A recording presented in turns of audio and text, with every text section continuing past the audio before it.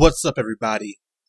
This is TheWon, aka Jodecideion on YouTube, and I'm bringing you another episode out from the side of my neck.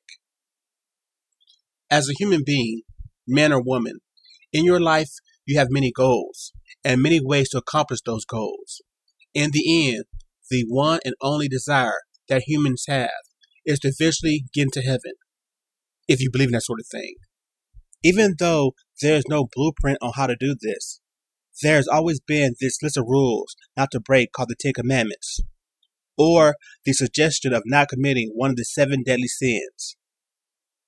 Well, I'm here today to discuss the deadly sins of gaming and ways on how we can cleanse them from the soul of video games. In today's episode, Out from the Side of My Neck, episode 28, Game No Evil. What are the deadly sins of gaming? Well, there are a lot of things that are currently wrong with the gaming industry and community, from fanboys to high console prices. But the following are some of the major issues with gaming right now. Not in any particular order, your first deadly sin of gaming is milking.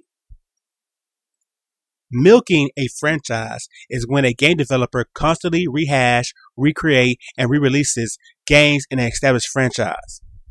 This is done by reusing similar gaming engines, characters, or level designs within a short period of time. Video game genres like sports, music, fighters, and now first-person shooters are some of the current culprits. Experienced developers are able to reinvent their franchises with updated versions that offer new experiences. Nintendo has been known to release sequels to their franchises once every console cycle.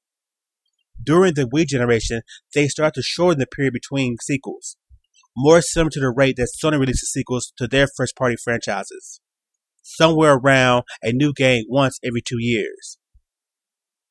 On the scale of deadly sins, milking really doesn't register. It's a sin that is a response to the needs and wants of the consumer. Game developers create sequels because of the response they see at retail. If gamers want brand new experiences, they just need not to buy sequels to older games. Game developers use sequels as a crutch, just in case games they release don't meet expectations at retail. For most developers, it's always better to have a sure thing hanging around, just in case. If gamers did stop their support of sequels and take away the crutch that the game developers are holding on to, developers will be forced to create exciting and new experiences. New games to capture the gaming audience in the same way their tried and true hits did before. Milking is done because of the cost it takes to create new games, the need to update games with new content, and to finish or move forward the plot of story-driven games. What should and can be done to stop or at least slow the pace of milking is currently already available for game developers, thanks to the current design and power of video game consoles. With online systems like Nintendo Wi-Fi connection, PlayStation Network, and Xbox Live. Also, built-in hard drives for memory and storage. Developers could patch and update their games with new content using these services. Also, release new content without the need to release a physical retail copy. This downloadable content could be sold at lower prices that would guarantee sales and return customers. For story-driven games like Uncharted or Alan Wake, new levels can be downloaded once every 4 months, allowing gamers to experience new plot developments without buying an entire new game. Developers would have more time to fully deliver what they imagine for their creations. Even though there are current games using these features, from music and dancing games getting add-on music, first-person shooters getting downloadable map packs, and fighters getting DLC, new stages, and characters. This could be a standard for all games in all genres. For example, sports games, buying Madden or Tiger, getting updates, patches with new rosters, new information, new gameplay tweaks. A Madden game can last you once every 4 years instead of one every year. This allows the developer time to sit back and really work on new, innovating gameplay mechanics. Imagine getting an Uncharted, a story-driven game, buying the first game, finishing that first part of the story, and then months down the line, getting a add-on to start the next story, instead of waiting 2 years to get a full-fledged sequel. This can extend the life of an Uncharted game and give the developer time to do everything they want to do with that established franchise until they finally need to release a new game that offers a brand new experience. Even something like Super Mario Bros. Wii. This game could have new levels from Nintendo once every several years. Something like that will increase the replay value of this game that it already has by itself anyway. As you can see, just using the current features we have on our consoles, there's ways to release games, extend their life and value, and even make more money than actually just releasing a sequel a year or two later down the line. The next deadly sin of gaming is shovelware. Shovelware are video games that are noted more for their quantity and less for their actual quality or usefulness. Shovelware happens when third-party game developers create multiple titles and flood them to the retail market. This happens to the console with the fastest growing or biggest user base. Their plan is to get as many sales as possible since the overall library of the console is still small.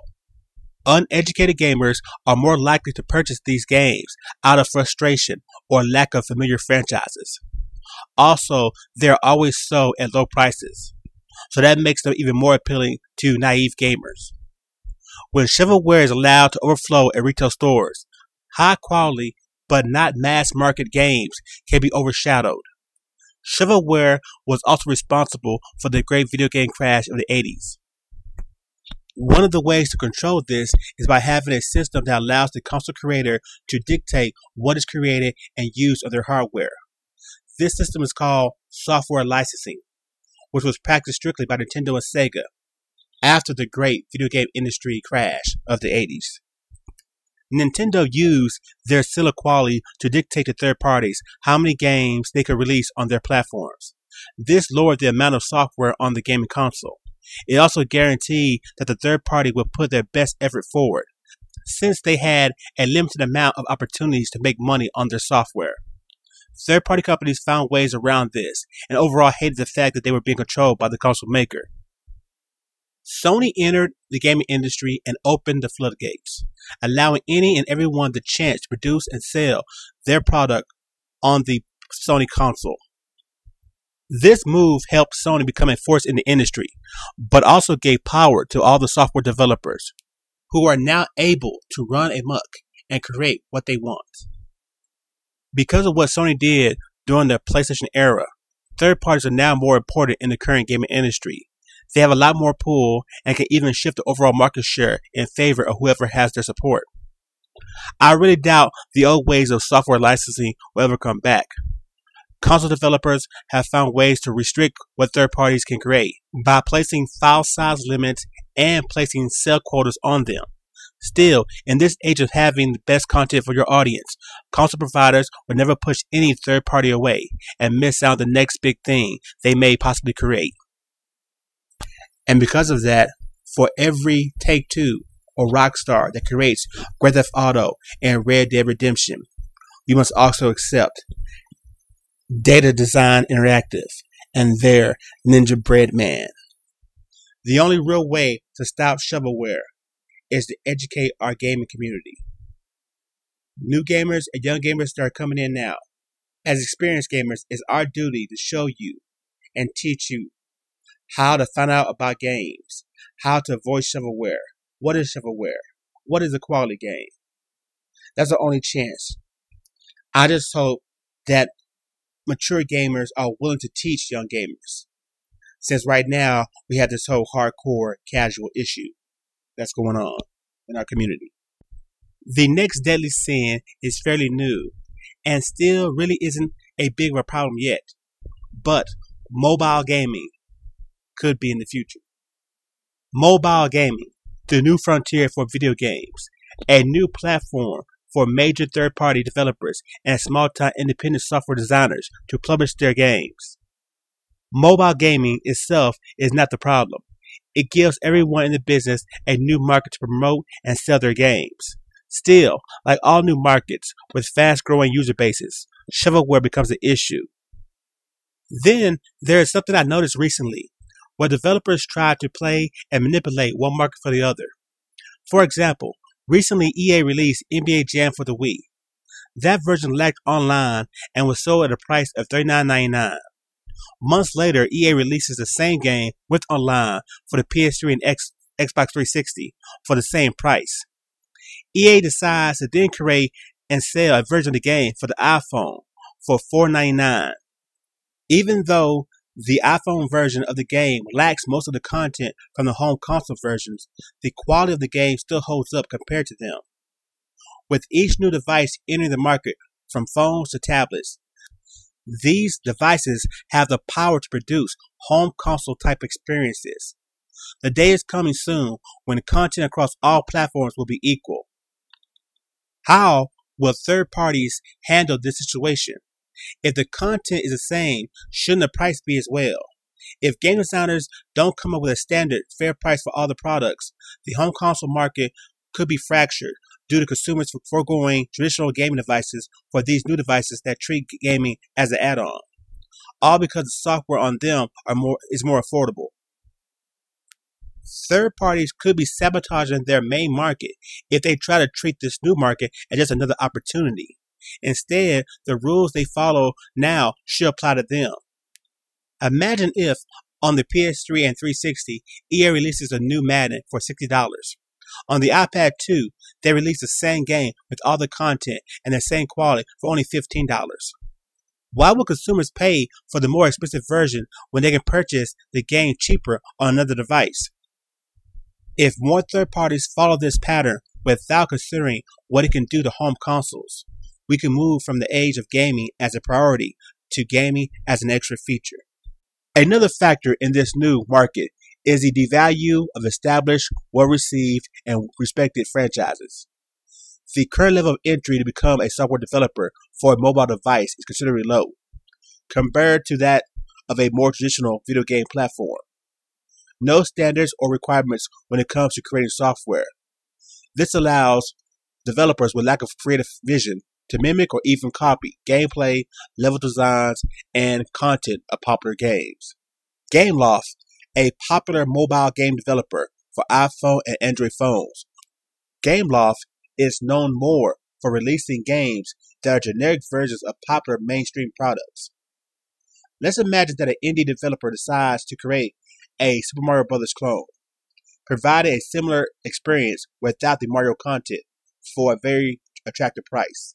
Then Nintendo releases a new Super Mario Bros. Game at current prices. There's a possibility that even with the name and status that a Super Mario Bros. Game comes with, consumers may consider to purchase the knockoff over it, just because it's cheaper. How many times have you went to a store looking for soda, soap, or batteries, only to buy the generic brand because it's cheaper, despite the quality that comes with the name brand product? It would take a lot for a shift like this to have a real effect. It's still quite possible. Similar gameplay at next to nothing prices that provides adequate entertainment would force games that have created and earned a well-respected following amongst consumers to lower prices just to compete.